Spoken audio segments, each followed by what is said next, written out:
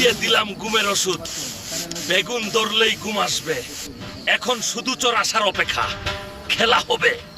ভাবি, তুমি কি খবর শুনেছো? এটা একটা বিপর্যয়।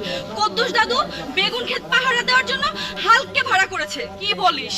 তুই সত্যি বলছিস? সত্যি ভাবি, 100%। আমি নিজে দেখছি। তাহলে তো নতুন ইদিয়া বের করতে হবে।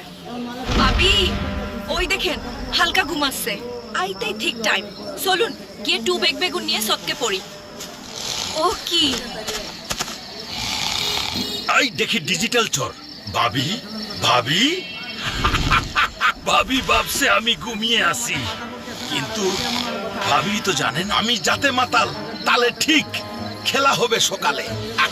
100 গ্রামবাসী আই দুই ভাবি মিলে আমার বেনুন ক্ষেতের 12টা বাজাইয়া দিছে, কিন্তু আজকে হালকা আমকে বাঁচিয়ে দিল। তা আমি ভাবছি আমার বেগুন চুরি করার অপরাধে আমার কোনো জরিমান লাগবে